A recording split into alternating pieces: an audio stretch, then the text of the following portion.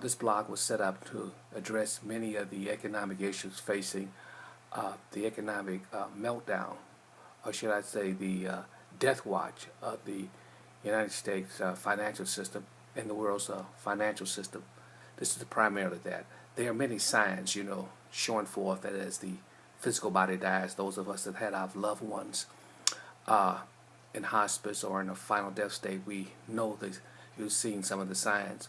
Well, these same type of signs are manifested within our financial system, which have been censored from us as a result of the news, the major media, propagandize us.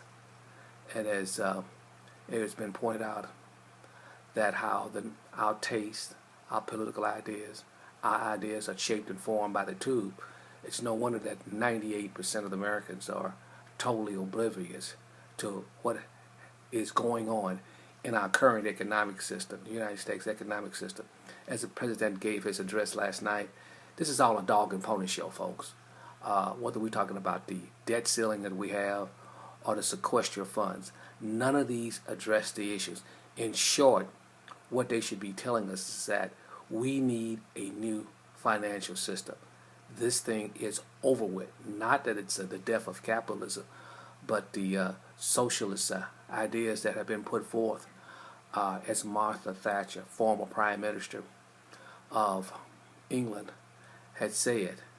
The socialists have used other people's money, and this is what's happening to us, along with our Federal Reserve system that is totally bankrupt. Not only the U.S., but the whole world system is totally bankrupt, and that may be frightening to many people, but there are things that you can do to prepare for this, as Noah prepared for the flood, and as basically the scriptures pointed out, the Yahweh said that my people perish, or as Lord, for a lack of knowledge. And that's basically what is happening to the American populace or sheeple for the last 50 years. We have totally been put to sleep and full of apathy. But getting back to the science, this happens to be February 12th that I'm doing this. What is 2013? What is happening here is that the signs are so ominous. It's as if the Titanic has hit the this iceberg, and the music goes on, and the captain assures the crew and the passengers that everything's okay. But everybody can kind of sense something. They have a intuition or deep gut feeling that all things are not going as we presuppose, as they presuppose, or they have told us. Well, we've been propagandized for the last 5 years since we had this financial collapse that things are going to get better. We're going to turn this thing around, and really that's been propagandized, and that's nothing further from the truth. The Federal Reserve, which is its 100-year anniversary, December of this year, 1913 to 2013 is 100 years, and it is a total fraudulent system that is totally bankrupt. Not only the U.S., as I said before, the world. I want to deal with some ominous signs that you may not be able to interpret. If you are, you're blessed. Those of us that have prepared for silver, we're well ahead of the game. I'm a retired banker. I've managed both money market funds, which would probably be worth about today's money, would probably be worth a quarter of $1 billion, and a portfolio probably would be worth $500 million in today's money.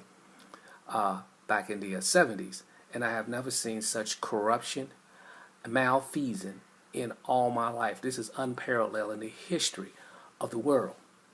And what we have, and why I say this is a dog and pony, for those of you that are young, you don't understand truly what is happening to the money or the medium of exchange which you have today. And that medium of exchange is the dollar. It's a reserve currency. And I want to go in future blogs, I'll go into the detail of how that was formed after World War II, with the Bretton Woods. But what I want to point out to you is the current signs that are so obvious. It's like a woman that has a breath and she feels a lump and she's ignored it, and it gets bigger and bigger. She hopes and prays that it goes away, but until it's properly diagnosed and some form of treatment, whether it's the alternative treatment or the the traditional treatments that we have treated by modern medicine. This is where we are today.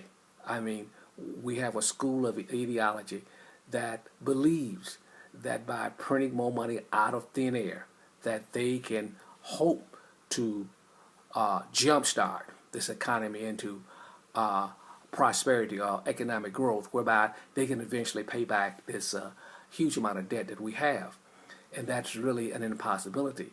And here's the irony of the situation.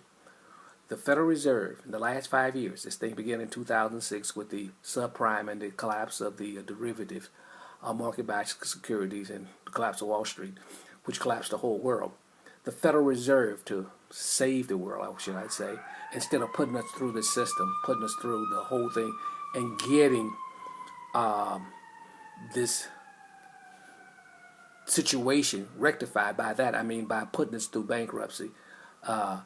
Let me deviate for about 2 minutes from the question. Is that within the human body, there's 100 trillion cells, and there's a process called apoptosis, and that's the programmed death of cells. And every day we lose 35, 50 million, 100 million cells. Nothing but they're being replaced.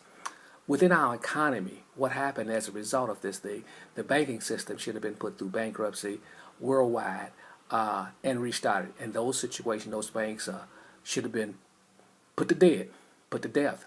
And the debt, that's what bankruptcy does. Basically what bankruptcy does with corporations is a trustee, the assets are sold off, and you reform the situation. Well, that wasn't allowed for the powers to be. Now that's another story, but you can see that they are not allowing the too big to fail banks to fail, which is one of the fallacies, and they've run up huge debts. Now, what I want to get back to, the point I want to get back to, is basically this. As a result of 25 or 30 trillion dollars, it took an act of Congress to be passed to get the Federal Reserve to open their books to audit it. The first time in almost 100 years that we were able to look at the books and show what they were allowed, and that limited exploration, forensic looking at the books of the Federal Reserve. What we arrived at is basically this: that they spent some 20, I don't know, let's just say $20 trillion. This doesn't really matter.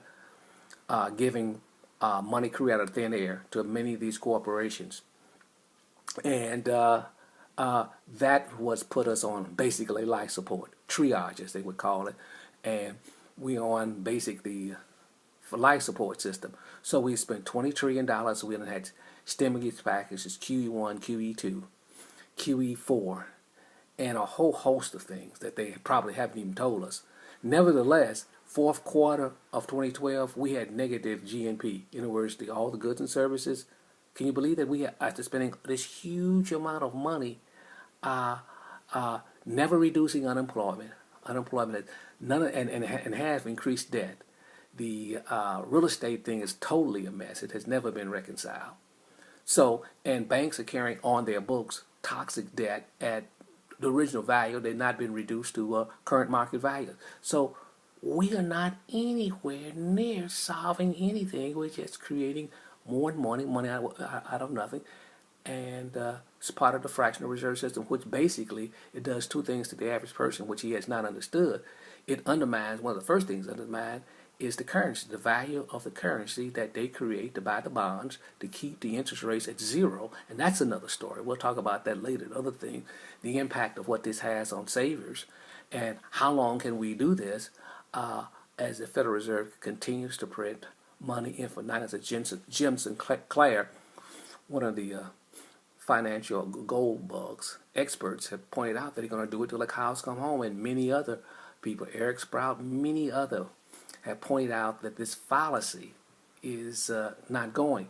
But this, not only do we have the negative growth, but we found out that the true deficit is not the 1.2 trillion that they keep harping above us and telling us this is 1.2 trillion, but it's more like $6 trillion according to, I said 6 trillion. I didn't say 6 billion. I didn't say 600. I said $6 trillion according to John Williams, Shadow Statistics. Look up Shadow Statistics, John Williams, and you will find out that the true deficit, according to General Accounting Accepted Principles, that's GAAP, that's the normal procedures that one that has a business would have to, or any corporation would have to abide by. And if not, you can probably go to jail, more than likely go to jail. But the government plays this fancy thing with their books. But the CBO, the Congressional Budget Office, has pointed out that it's basically $6 trillion. That includes Social Security and Medicare. All this over the 20 years that has been amortized or allocated over this period of time. And it's actually $6 trillion. So actually, we bankrupt. Now we got a $16 trillion economy. We ran a deficit of $6 trillion. And according to Professor Kotligov, he states that the total liability or expenses of the country is $200 trillion. So you got a $16 trillion economy. You got a $200 trillion liability. See, and you don't run $6 trillion, and you only could collect $2.4 trillion in taxes and revenue. That's the IRS. That agency only collects $2.4 trillion. There's no way this debt can be paid back by any stretch of any imagination, legal or illegal, whatever they're doing. It cannot. And all we can do is just keep trying to pay the interest at zero interest rates. So we begin to say, so where's this thing going? Well, this thing is basically going, it's basically going to, where is it going? It is basically going to nowhere.